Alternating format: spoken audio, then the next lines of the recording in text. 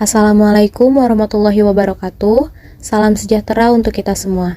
Kepada yang terhormat Bapak Roni Nugraha Syafroni, SPD MPD, selaku dosen pengampu mata kuliah linguistik umum, dan kepada teman-teman semua yang saya banggakan. Pertama-tama, marilah kita panjatkan puji dan syukur kepada Tuhan Yang Maha Esa yang telah memberikan kita rahmat dan kesempatan pada pembelajaran kali ini. Di sini, kami dari kelompok 5 akan mempresentasikan hasil diskusi kami tentang sejarah dan aliran linguistik. Sebelumnya, saya akan memperkenalkan anggota dari kelompok 5 ini terlebih dahulu. Yang pertama ada saya sendiri, yaitu Titi Novianti sebagai moderator. Yang kedua ada Yuni Felianti Parapat sebagai pemateri pertama. Yang ketiga ada Stefani Tista Yulia Rodia Sinaga sebagai pemateri kedua. Yang keempat ada Salsabila sebagai pemateri ketiga. Yang kelima ada Sonia Auliasari sebagai pemateri keempat. Yang keenam ada Jalfa Syifa Jahia sebagai pemateri kelima. Dan yang terakhir ada Tiara Putri Erhani sebagai pembaca kesimpulan. Baik, untuk mengefisiensikan waktu, kita langsung saja ke materi. Linguistik umum artinya linguistik yang mempelajari ilmu kebahasaan secara umum tanpa fokus salah satu bahasa saja.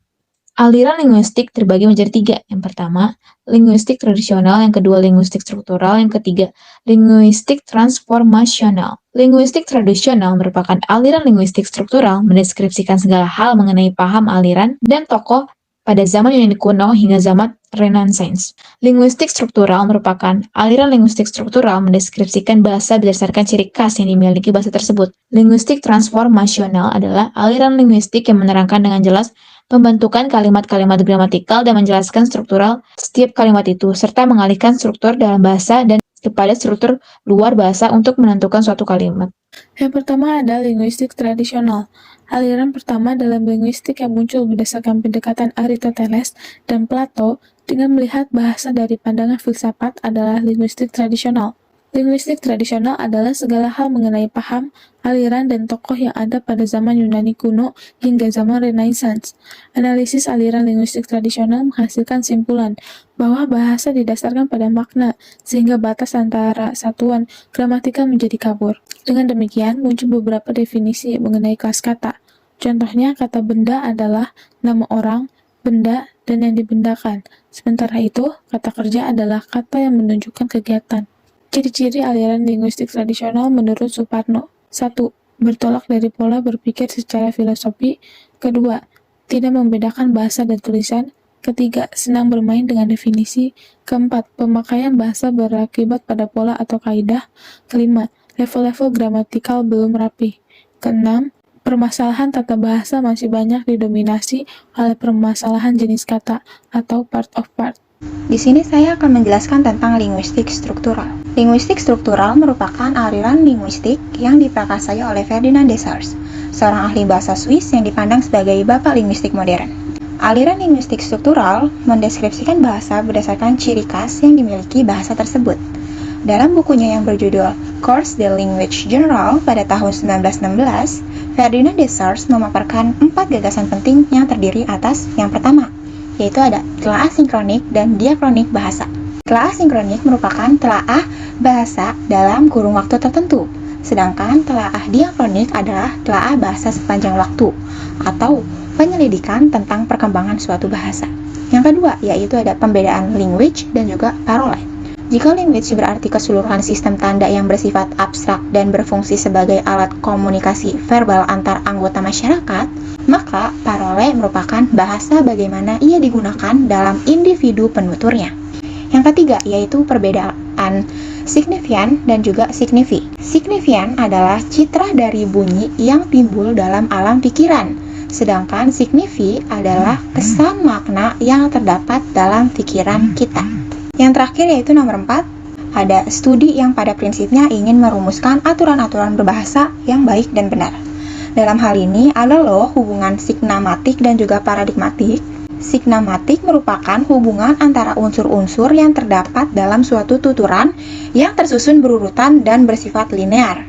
Sedangkan paradigmatik adalah hubungan antara unsur-unsur yang terdapat dalam tuturan dengan unsur-unsur sejenisnya yang tidak terdapat dalam tuturan yang bersangkutan. Seperti itu. Linguistik transformasional adalah teori linguistik yang menerangkan dengan jelas pembentukan kalimat-kalimat gramatikal dan menjelaskan struktur setiap kalimat itu, serta mengalihkan struktur dalam bahasa kepada struktur luar bahasa untuk menentukan suatu kalimat. Salah satu ciri dari teori linguistik transformasi adalah berdasarkan paham mentalistik, bahwa bahasa merupakan innate, yaitu warisan atau pembawaan sejak lahir. Analisis kalimat transformasi bisa digunakan untuk analisis kalimat sederhana yang bertolak dari kalimat menuju frasa kemudian kata. Namun menyulitkan pengguna bahasa jika tataran kalimat itu merupakan kalimat yang kompleks. Sejarah linguistik yang sangat panjang telah melahirkan berbagai aliran-aliran linguistik. Masing-masing aliran tersebut memiliki pandangan yang berbeda-beda tentang bahasa, tapi pada prinsipnya aliran tersebut merupakan penyempurnaan dari aliran-aliran sebelumnya. Baiklah, kami akan menjelaskan secara singkat tentang aliran-aliran tersebut. Yang pertama yaitu tata bahasa transformasi. Tata bahasa transformasi berusaha mendeskripsikan ciri-ciri kesemestaan bahasa.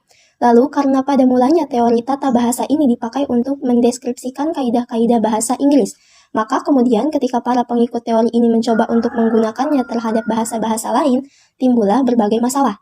Apa yang tadinya sudah dianggap universal ternyata tidak universal. Oleh karena itu, usaha perbaikan mulai dilakukan. Yang B. Semantik generatif. Menurut teori semantik, struktur semantik dan struktur sintaksis bersifat homogen. Dan untuk menghubungkan kedua struktur ini cukup hanya dengan kaidah transformasi saja. Menurut semantik generatif, sudah seharusnya semantik dan sintaksis diselidiki bersama sekaligus karena keduanya adalah satu. Yang C. Tata bahasa kasus. Dalam karangannya yang terbit tahun 1968, itu Fillmore membagi kalimat atas yang pertama, modalitas, yang bisa berupa unsur negasi, kala, aspek, dan adverbia.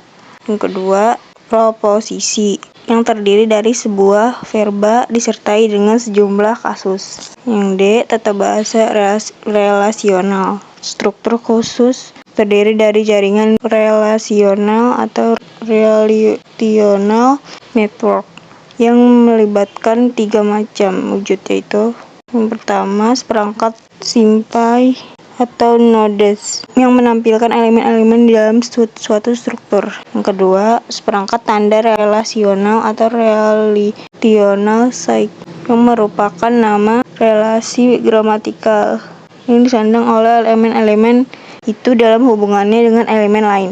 Yang ketiga, seperangkat koordinates yang dipakai untuk menunjukkan pada tataran yang manakah elemen-elemen itu menyandang relasi gramatikal tertentu terhadap elemen yang lain. Baik, saya Tiara Putri Erhani akan menyampaikan kesimpulan dari presentasi ini. Dalam sejarah, perkembangannya mencari hakikat bahasa sekaligus mendudukannya sebagai suatu disiplin ilmu akademis, studi linguistik telah mengalami 3 tahap perkembangan, yaitu tahap spekulasi, observasi, dan klasifikasi, dan tahap perumusan teori. Perkenalan dengan konsep-konsep linguistik ini menimbulkan pertentangan karena konsep-konsep linguistik tradisional yang sudah mendarah daging tidak begitu saja dapat diatasi. Perkembangan waktu jugalah yang kemudian menyebabkan konsep-konsep linguistik modern dapat diterima. Berbagai segi dan aspek bahasa telah dan masih menjadi kajian yang dilakukan oleh banyak pakar dengan menggunakan berbagai teori dan pendekatan sebagai dasar analisis. Secara nasional, bahasa Indonesia telah mempunyai buku tata bahasa baku dan sebuah kamus besar yang disusun oleh para pakar yang handal. Terima kasih kepada semua pemateri.